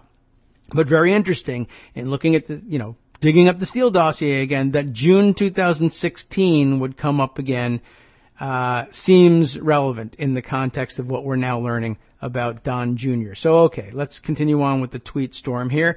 Roger Solenberger next writing, this source was one of the people named in Donald J. Trump Jr.'s emails, Amin or R.S. Agalarov. And now an excerpt from the emails, which we've all read, and just essentially here,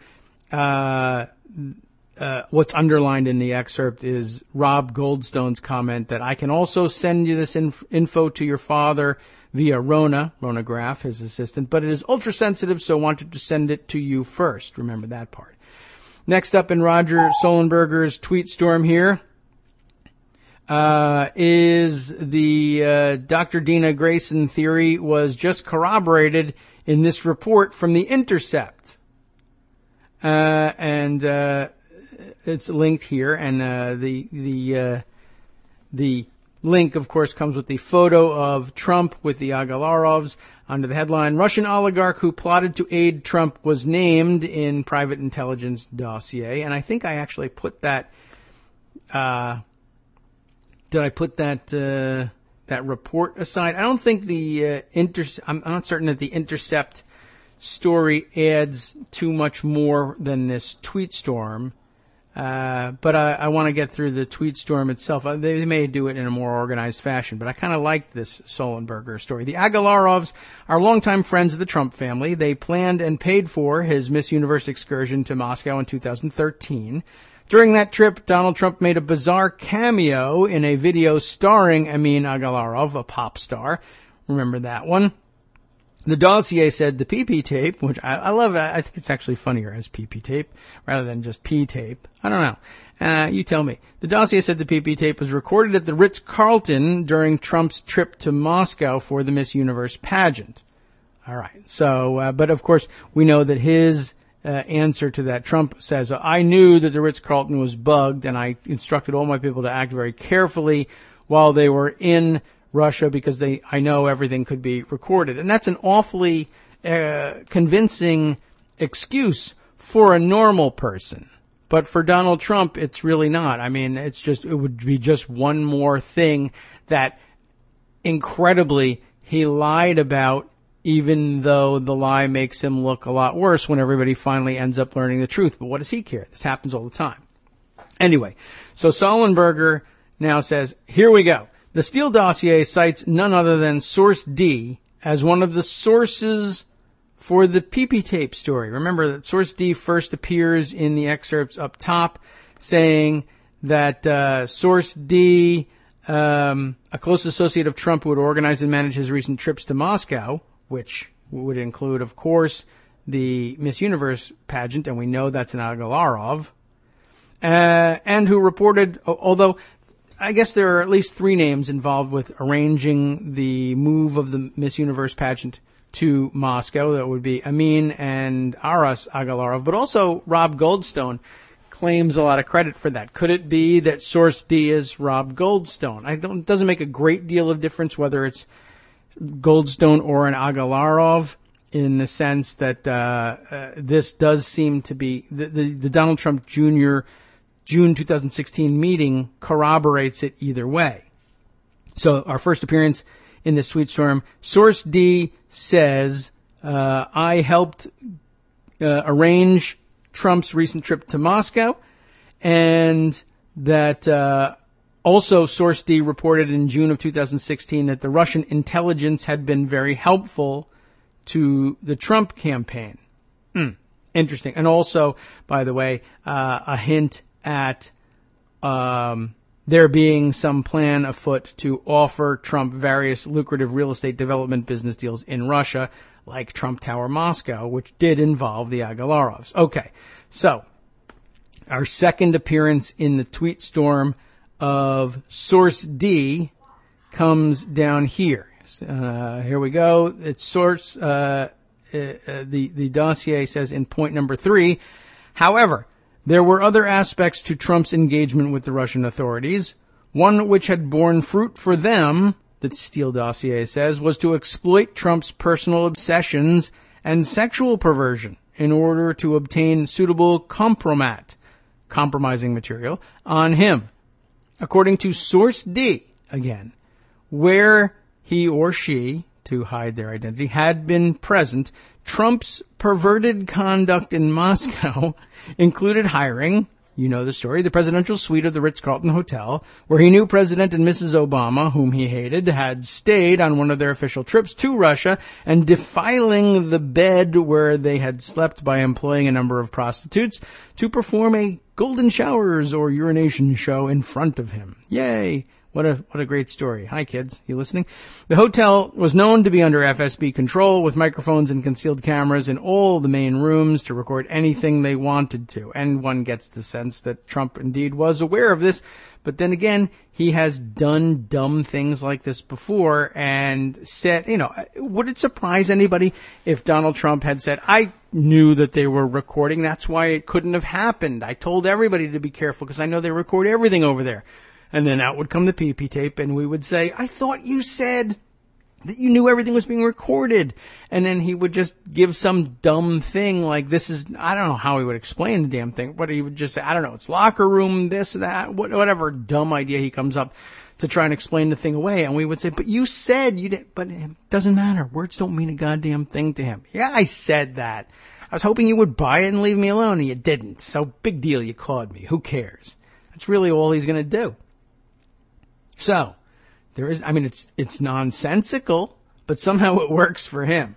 So, okay, Roger Sullenberger then summarizes, we have source D twice, the June 2016 meeting with the Trump campaign and in the Ritz-Carlton Hotel in 2013. And Junior gave us the name of someone, Aras Agalarov, that we know was factually involved with both of these things. Here's the Rob Goldstone email, which includes all of this stuff and includes the Aras Agalarov name as well. Trumps are close with the Agalarovs. Trump, the president, that is to say, sent a handwritten thank you note after his election victory. This noted in a Forbes magazine column. We've heard this part of the story before. Sullenberger continues here, but Agalarov just denied everything in the Donald J. Trump Jr., or as he says, DJTJ emails, to which Jr. himself confessed. Why is that? Sullenberger continues, because this isn't 4D chess the Trumps are playing. This is connect the dots, and Agalarov did. He knows he can't be in both places. I am not really certain exactly what that tweet means, actually, now that I'm thinking about it. The only reason we can't let ourselves believe the PP tape exists, and this is important, this is a good observation, the reason we're reluctant to do it is because Trump is the president. But then again, this is Donald Trump we're talking about. Ordinarily, it's very difficult for us to break through this thing. Ordinarily, we just feel like anything that's that ludicrous, we just can't believe is actually real about the president, because what kind of an idiot you have to be. But normally, though, people who run for president have been planning this for a long time and have been living their lives in public service for some considerable amount of time, and have been aware of the fact that they really have to watch what they're doing, because even if they don't know that they'll make it all the way to the presidency, they know they're involved in a political career, and a political career can always be hurt by something like this. Donald Trump, one, didn't really actually know he was going to come around to a political career forever, although he's been toying with it for some time. And two, thinks he's immune from everything and can buy or talk his way out of everything. There's that too. And three, he's crazy and disgusting. So sure, why not? This is Donald Trump we're talking about. It's not the president of the United States that we're really having to analyze here in a traditional sense. It is Donald Trump that we can never analyze in a traditional sense, because he's a nutball. So that's where it stands, I think, with the Sullenberger thing. He goes on at this point, and then he writes it up and posts it all in Paste magazine, if you prefer article format to tweetstorm format. As for the disinformation theory, he now addresses, logically, the PP tape can't be disinformation. Why does he say so? Putin would have had to have been on to steal before June 20th of 2016. Of course, I guess it's possible, a former KGB guy, but so far nothing suggests that Putin was on to what Steele was up to before June of 2016. This means, Sullenberger continues, that he wouldn't have been aware of the counter-intel op against him. Everything after the PP tape would also have to be disinformation. The PP tape was the first entry. That means the whole dossier would be disinformation, but of course so much of it has been corroborated since then. We know it isn't, and we know Putin has killed some sources long after the fact. Why keep them close if he knew they were ratting? Here, for my article on this, he's once again pointing everyone to his Paste magazine entry in explaining especially why he thinks that it couldn't be considered disinformation, the tape. One more thing, it says, I'd like to address a lacuna I skipped over. I don't even know what that means. The only way this doesn't hold water is if source D is lying. And I guess it's possible that source D is lying, but there's an awful lot in there that makes sense now that we know about what Donald Trump Jr. was doing in June of 2016. That's not super specific, but it's an awfully specific thing for the Steele dossier to have picked out at random June of 2016, and then it turns out, months later, to have hit the nail on the head in terms of the timing of Source D's report back to Russian handlers about how the intelligence they were offering the Trump campaign was being received. It's awfully, could be just fantastic luck and a lucky guess at that, but I don't know. So, we find ourselves dabbling in this nonsense once again. Okay. Let's see.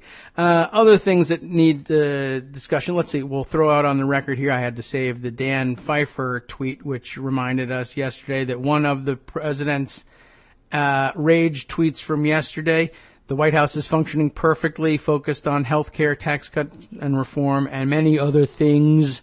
I have very little time for watching TV. You remember that one? Dan Pfeiffer observing, the best part about this tweet, of course, is that Trump heard on TV that he was watching too much TV and immediately took to Twitter to denounce that. I am not watching too much TV, no matter what you just saw on TV about me watching too much TV. I thought, we noted that yesterday and the timing of it, and it was his usual pattern. But, an additional observation that just makes it that much more special. To see on TV that you're watching too much TV and then take to Twitter to deny it. What a fun thing. Okay. Let's see. Other interesting developments that we have to catch up with. Yes, the Daily Beast reporting this one, and this I did see come up in discussion yesterday, and interesting spin on it from the Republicans in here. We've been seeing now videos and pictures of Natalia Veselnitskaya, the Russian lawyer from the 2016 meeting with Donald Trump Jr., turning up all over the place all of a sudden, including in a congressional hearing on the sanctions against Russia. And, of course, this is during the time that she's in the U.S. to lobby against the Magnitsky Act, but also to show up for the deposition of one of her clients in New York. Remember that weird story about that she had come to New York for this deposition and she didn't show for the deposition, which is awfully weird. And let me just say, from an intelligence point of view, losing track of a Kremlin operative inside the United States is a little troublesome. And when she doesn't show for the deposition, that's like, okay, you've got a spy on the loose at this point. What do you do about that? Anyway, so that picture's been circulating, and there was a very weird moment yesterday, and I think I've put this one aside here too, during which Michael McFaul, who was the former ambassador to Russia during the end of the Obama administration, noted that she is seen over his shoulder as he's testifying at this hearing. She's visible over his shoulder, which is kind of a weird coincidence. But apparently Republicans were running with the theory on blogs and elsewhere that, what this showed was, with the two of them in close proximity, what it means is that there was some kind of collusion between the Obama administration and Veselnitskaya and the Russians. And that, here she is she's now photographed with Obama officials. Now, he's there testifying to a congressional hearing, and she's there to monitor, and lobby against what he's testifying for. She's an interested party in this. He's the witness. They're not there together. But apparently, this is basis enough for wingnuts to try and sell the theory that it's all a setup by the Obama administration. And McFaul is tweeting at this point, once he hears this stupid idea being circulated. His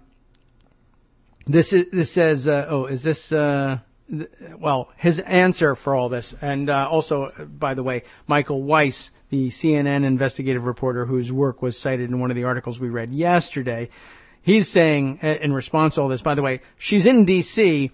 to promote an anti-Magnitsky film and to troll the U.S. government, including Ambassador McFaul. She's placed in the hearing, essentially, he's supposed to recognize her, and she's playing on her phone. It'd be interesting to see whether she is posting Facebook entries or Twitter entries live from the hearing, or whether she's just taking care of email or playing solitaire for that matter.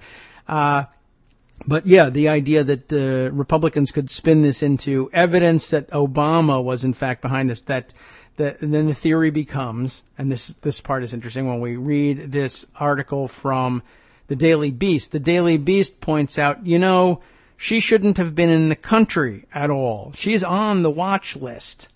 It's known, if you had any questions about, well, is she really Kremlin connected? And I will say this, a lot of the evidence that we have read to date about her Kremlin connections has to be sort of surmised from circumstantial evidence. It's very difficult to discern legitimate connections to a criminal oligarchy. I mean, how do you tell whether somebody is in the government or connected with the government when they're all criminals and shouldn't be connected with any kind of legitimate government in the first place? But apparently at some point, American officialdom under the Obama administration becomes convinced of her connection because she is denied visas to enter the country at some point. And she only enters the country under a waiver of her banning for this deposition that she's supposed to be attending. And then she doesn't attend the deposition.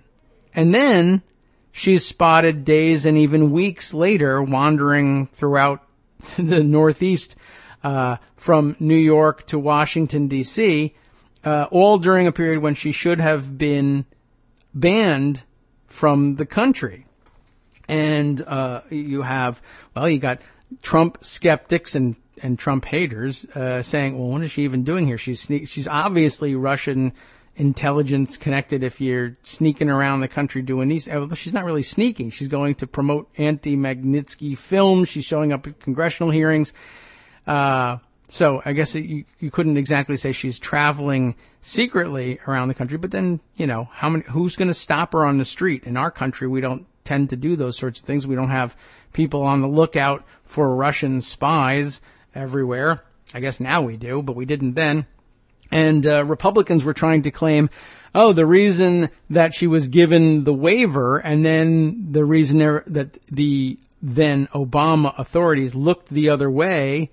If they did, they probably just lost track of her. But they say they deliberately looked the other way on her continued presence in the United States because they were using her to allow the Russian government to set up Donald Trump Jr. I mean, it's an awfully long walk, right? Remember, at this point, nobody in the Obama administration really believes that he's going to win anyway, and he doesn't pose any particular danger.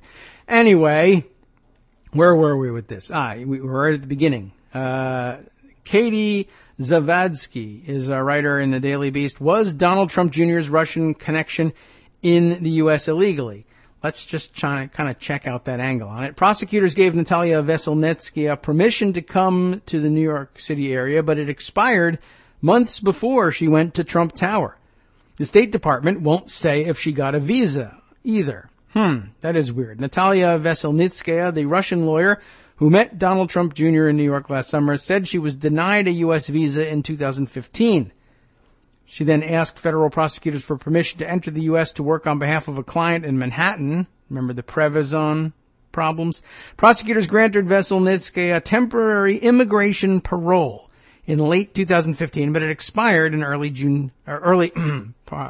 2016, not June. The U.S. Attorney's Office for the Southern District of New York told the Daily Beast. That, of course, would have been Barara's office up until recently. Veselnitskaya's parole was not renewed, the U.S. Attorney's Office added. That raises the question of how Veselnitskaya was able to enter the U.S. in June of 2016 when she visited Trump Tower. Is there even any indication that she left from the time she entered for the deposition? I don't know. The State Department would not confirm or deny whether Veselnitskaya again applied for a visa in 2016, let alone if a visa was granted. A spokesperson told the Daily Beast the State Department could not comment due to privacy considerations.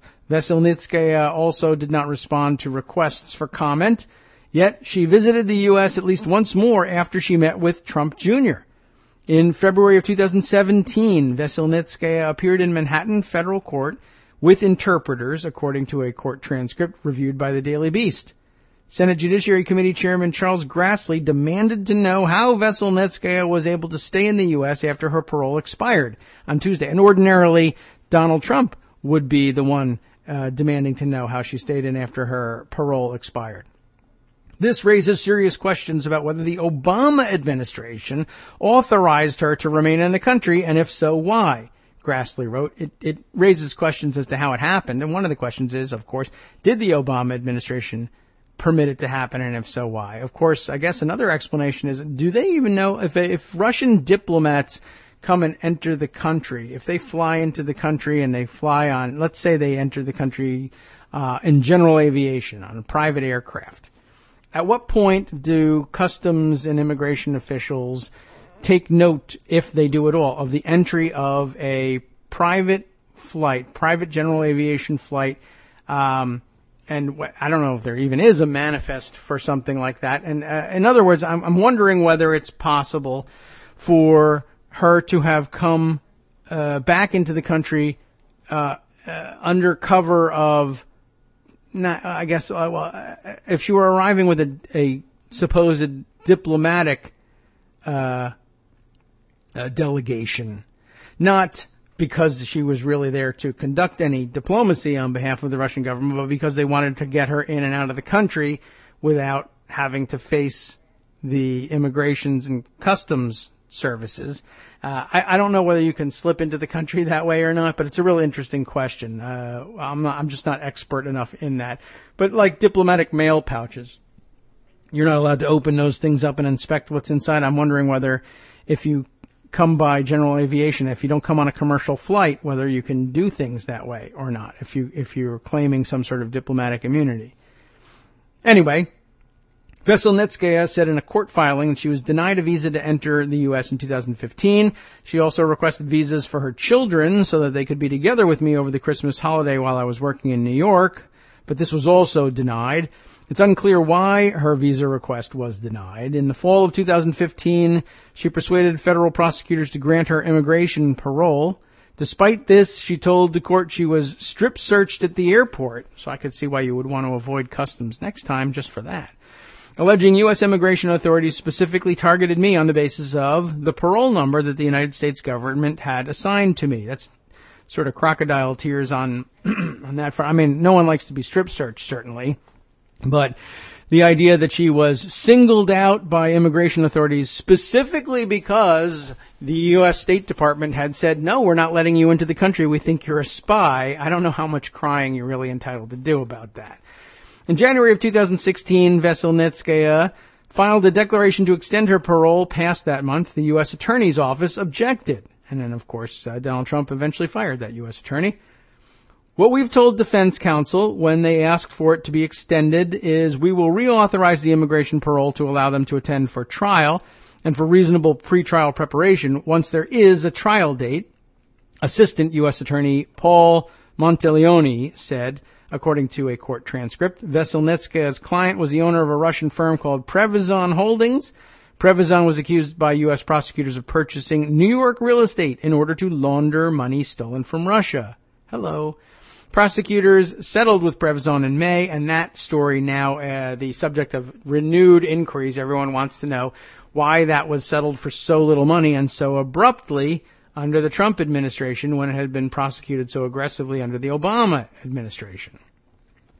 Previzon was accused as a part of the $230 million fraud scheme uncovered by lawyer Sergei Magnitsky. We learned this the other day, who died in prison in Russia in 2009. The Magnitsky Act, passed in 2012, sanctioned several dozen Russian officials over Magnitsky's death and other alleged corruption.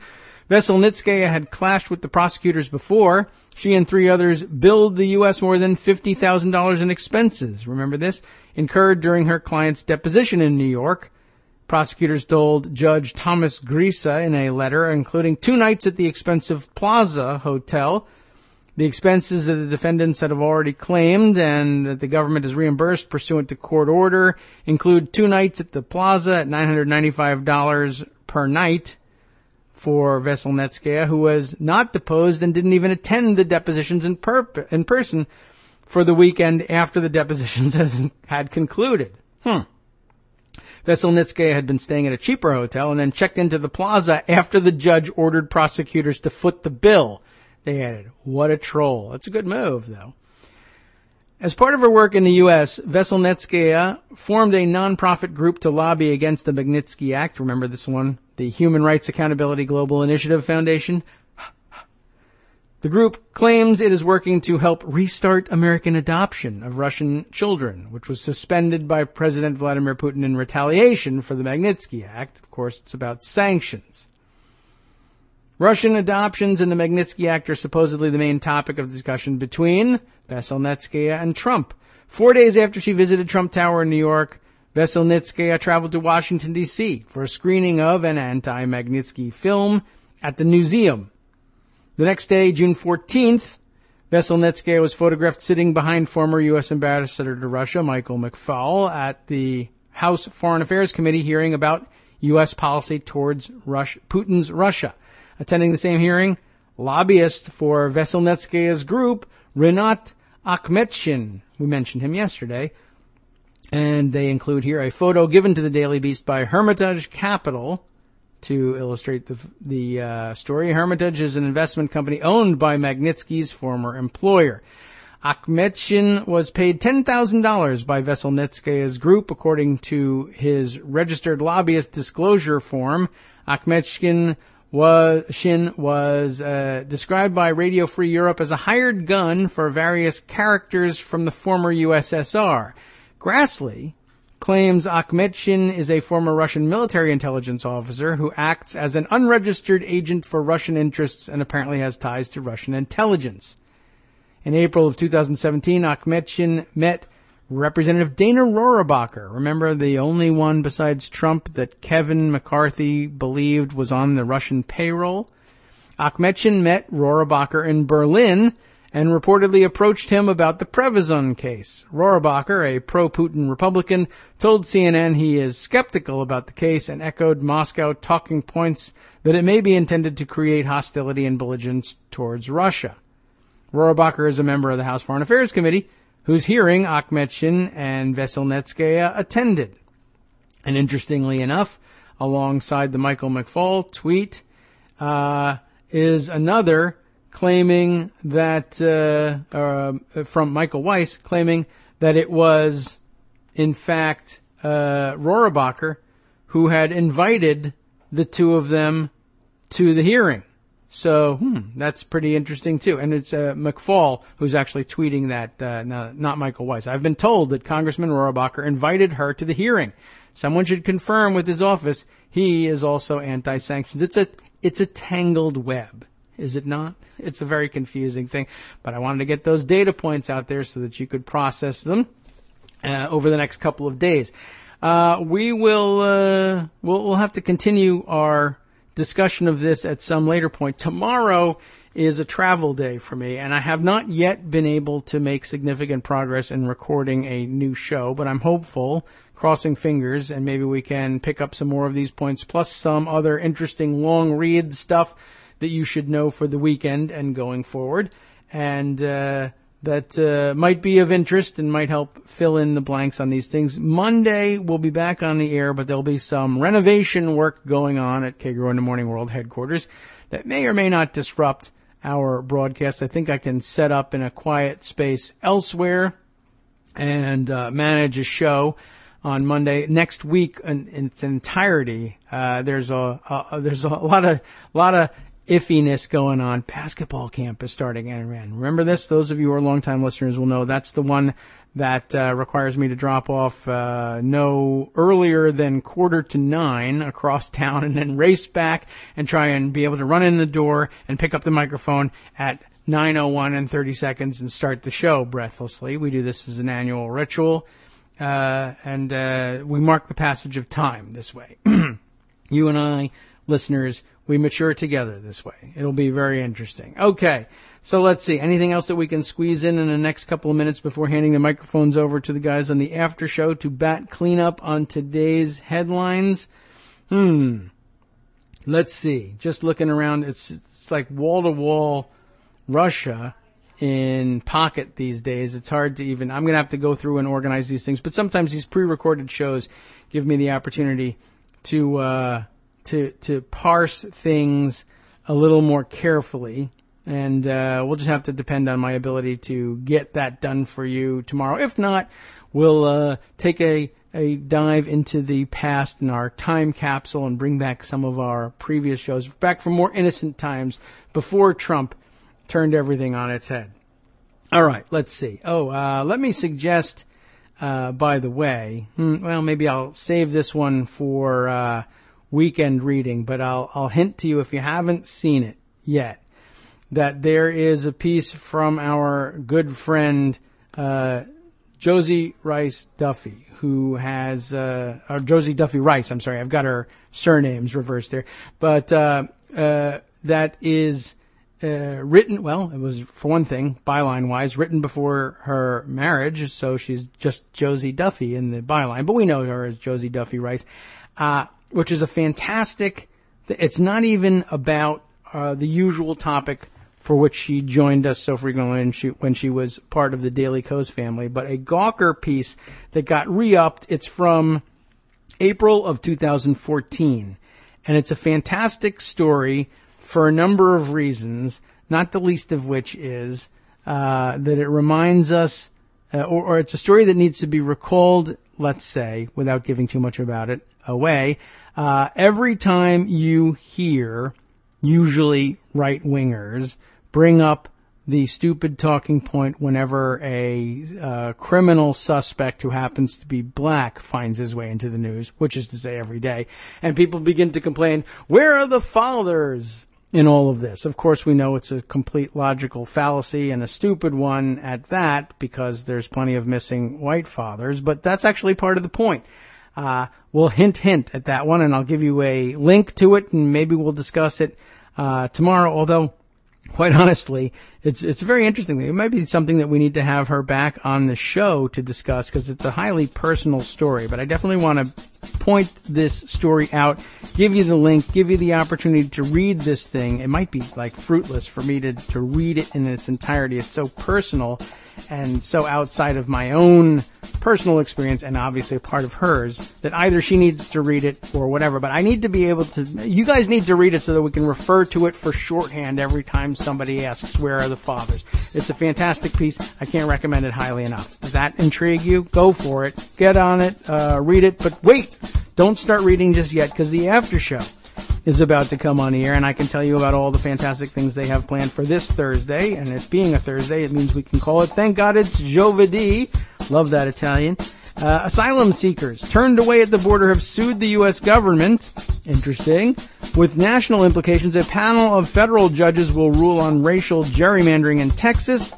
And California's 2nd District Court of Appeals rules the L.A. County Sheriff's Department doesn't have to give prosecutors the names of deputies who've lied, stolen, falsified reports, and committed other types of moral misconduct, even in pending criminal cases.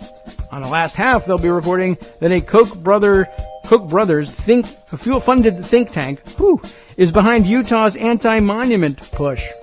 And more than 61 years ago, Eric Hoffer described the mind From of Daily Trump Kos Radio in The True Believer. On networksradio.com.